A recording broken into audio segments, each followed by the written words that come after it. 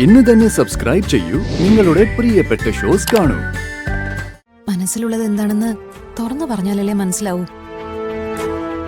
നന്ദേട്ടൻ ഇതുവരെ ഒരു പ്രശ്നം ഉള്ളതായിട്ട് എനിക്ക് തോന്നിയിട്ടില്ല. എന്നാൽ എനിക്ക് ചില കാര്യങ്ങൾ തോന്നിയിട്ടുണ്ട്. അയ്യോ, അത് പാഴ്സൽ വാങ്ങിക്കൊണ്ടുവന്നാ പോരാ. പിന്നെ നമ്മൾ അവിടെ പോയിട്ട് ഒരുമിച്ചിരുന്ന് കഴിക്കണം. പിന്നെന്താ, നമുക്കിന്ന് വൈകിട്ട് തന്നെ പോവാം. അവളുടെ ഒരു കൊതി തീർത്ത് തരുന്നുണ്ട് ഞാൻ. നിന്റെ ഈ ഗർഭം അത് ഞാൻ കലക്ക് സ്നേഹ. ഈ കുഞ്ഞിനെ പ്രസവിക്കാൻ നിന്നെ ഞാൻ സമ്മതിക്കില്ല.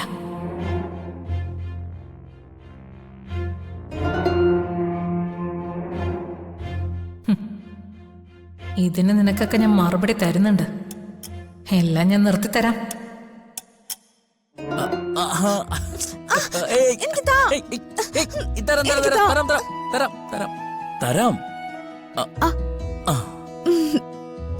എങ്ങനെയുണ്ട്?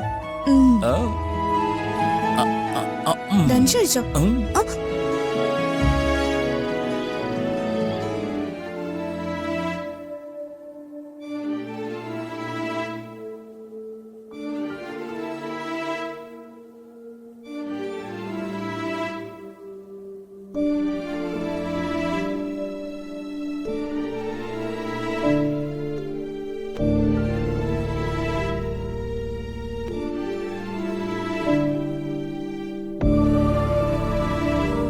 ഇതെന്തു പറ്റി അച്ഛ?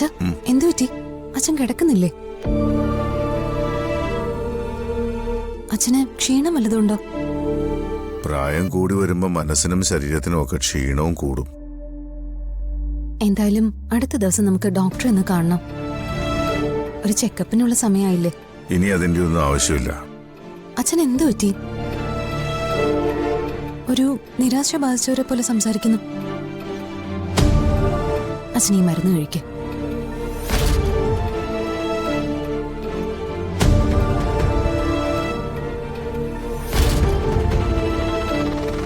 ഞാൻ ഇപ്പൊ തന്നെ ആ ഡോക്ടറെ വിളിച്ച് നാളത്തേക്ക് ഒരു അപ്പോയിന്റ്മെന്റ് എടുക്കാം.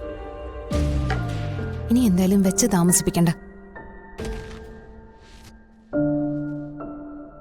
നന്ദൻ നിന്നോട് എന്തെങ്കിലും പറഞ്ഞിരുന്നോ? നന്ദേട്ടൻ എന്നോട് പറഞ്ഞത് എന്തെങ്കിലും അച്ഛൻ അറിഞ്ഞിട്ടാണോ ഈ ചോദിക്കുന്നത്?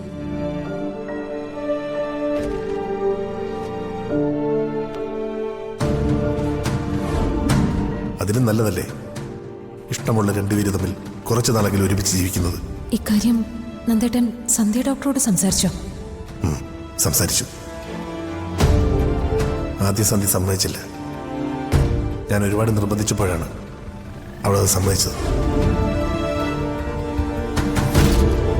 നീ എന്താ ഒന്നും മിണ്ടാത്തത്? ഞാൻ ചോദിച്ചത് നീ കേട്ടില്ലേ? എന്നോടൊന്നും പറഞ്ഞിട്ടില്ല അച്ഛാ. അവനെന്തെങ്കിലും പ്രശ്നമുണ്ടോ? എന്തെങ്കിലും ഉണ്ടെങ്കിൽ അവൻ ആദ്യം അത് പറയുന്നത് നിന്നോടാണല്ലോ. പ്രധാനപ്പെട്ട എന്തെങ്കിലും കാര്യമുണ്ടെങ്കിൽ എന്നോട് പറയാറുണ്ട്. പക്ഷെ ഈ അടുത്തൊന്നും നന്ദേട്ടൻ എന്നോടൊന്നും പറഞ്ഞിട്ടില്ല. നന്ദേട്ടൻ എന്തെങ്കിലും പ്രശ്നമുണ്ടെന്ന് ആരെങ്കിലും അച്ഛനോട് പറഞ്ഞോ? ചില കാര്യങ്ങൾ മനസ്സിലാക്കാൻ ആരും ഒന്നും പറയണമെന്നില്ല. പ്രായം കൊണ്ടും പിന്നെ അനുഭവ പരിചയം കൊണ്ടും പിന്നെ അയാളുടെ പെരുമാറ്റത്തിലെ മാറ്റങ്ങൾ കൊണ്ടും നമുക്ക് മനസ്സിലാക്കാൻ സാധിക്കും. എനിക്കങ്ങനെ മനസ്സിലാക്കാനുള്ള കഴിവൊന്നുമില്ല. ആരെങ്കിലും എന്തെങ്കിലുമൊക്കെ പറഞ്ഞാൽ അത് മനസ്സിലാവും. അല്ലെങ്കിൽ തന്നെ അങ്ങനെ മനസ്സിലാക്കാൻ എനിക്ക് അച്ഛൻ്റെ പ്രായവും അങ്ങനെ അനുഭവ പരിചയമൊന്നും ഇല്ലല്ലോ. പ്രായമല്ല ഒരാളുടെ പക്വതയും വിവേകവും നിശ്ചയിക്കുന്നത്. നീ ഈ വീട്ടിൽ ഓരോ കാര്യങ്ങൾ ചെയ്യുന്നതും നീ ഈ കുടുംബത്തിനെ ഒരുമിച്ച് കൊണ്ടുപോകുന്നതും നിനക്ക് എൻ്റെ അത്ര പ്രായമുള്ളതുകൊണ്ടാണോ? കാര്യങ്ങൾ തിരിച്ചറിയാനും സാഹചര്യങ്ങൾക്കനുസരിച്ച് തീരുമാനങ്ങൾ എടുക്കാനുള്ള കഴിവാണ് ഒരാളെ മറ്റൊരാളിൽ നിന്ന് വേർതിരിക്കുന്നത്. പ്രായം അതിനൊരു ഘടകമേ അല്ല. ഇപ്പൊ തന്നെ എന്റെ ഈ ചോദ്യത്തിൽ നിന്ന് വളരെ ബുദ്ധിപൂർവ്വം ഒഴിഞ്ഞു മാറാനുള്ള നിന്റെ ഈ കഴിവ് നീ എവിടുന്നാ നേടിയത്? എന്റെ അച്ഛ, ഞാൻ ഒന്നിൽ നിന്ന് ഒഴിഞ്ഞു മാറിയിട്ടില്ല. മനസ്സിലുള്ളത് എന്താണെന്ന് തുറന്നു പറഞ്ഞാലല്ലേ മനസ്സിലാവൂ. നന്ദേട്ടൻ ഇതുവരെ ഒരു പ്രശ്നം ഉള്ളതായിട്ട് എനിക്ക് തോന്നിയിട്ടില്ല. എന്നാൽ എനിക്ക് ചില കാര്യങ്ങൾ തോന്നിയിട്ടുണ്ട്.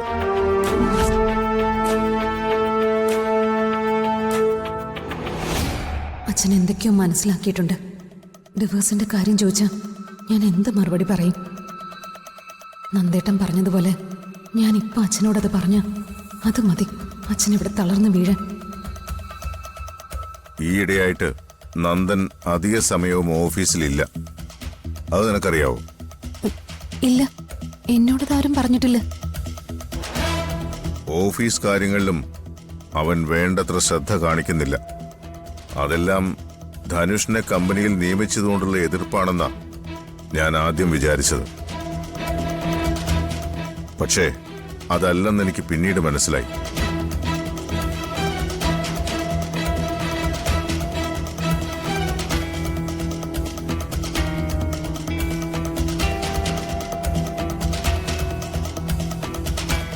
ഓഫീസിലെ കാര്യങ്ങളെല്ലാം വളരെ കൃത്യമായി നിന്നോട് സച്ചി പറഞ്ഞിട്ടുണ്ടാവുമല്ലോ.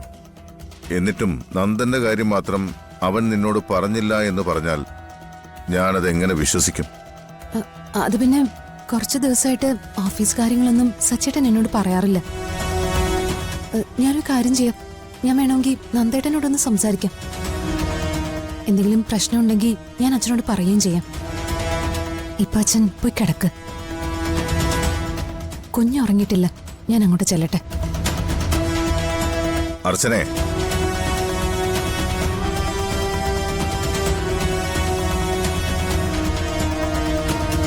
എന്താ അച്ഛാ? എന്റെ 3 ആൺമക്കളും എനിക്കൊരുപോലെയാ. അവരുടെ ജീവിതത്തിൽ എന്തെങ്കിലും ഒരു പ്രശ്നം ഉണ്ടാവുന്നത് എനിക്ക് സഹിക്കാൻ കഴിയുന്ന കാര്യമല്ല. അതിന് ഇവിടെ ഇപ്പൊ ആർക്കും ഒരു പ്രശ്നം ഉണ്ടായില്ലല്ലോ. നിനക്കുറപ്പാണല്ലോ അല്ലേ? അതെ, അങ്ങനെ എന്തെങ്കിലും ഉണ്ടെങ്കിൽ ഞാൻ അച്ഛനോട് പറയില്ലേ. എനിക്ക് പേടിയാ മോളെ. ചുറ്റും കാണുന്ന ജീവിതങ്ങളൊന്നും നമ്മൾ വിചാരിക്കുന്ന പോലെയല്ല. പലരുടെയും കുടുംബജീവിതങ്ങൾ പൊട്ടിത്തെറിയുടെ വക്കില. പുറമേ നോക്കുമ്പോൾ എല്ലാം നന്നായിരിക്കുന്നുവെന്ന് നമുക്ക് തോന്നും. ജീവിതത്തിൽ ഒരുപാട് സന്തോഷിക്കുന്നതായി നമ്മൾ കരുതും. പക്ഷേ സംതൃപ്തമാണെന്ന് നമ്മൾ കരുതുന്ന പല കുടുംബങ്ങളുടെയും ഉള്ളിലേക്ക് കടന്നു ചെന്നാൽ അവരെല്ലാം ജീവിക്കുന്നത് ഓരോ തരത്തിലുള്ള മുഖാവരണങ്ങൾ എടുത്തണിഞ്ഞിട്ടാണെന്ന് നമുക്ക് മനസ്സിലാവും.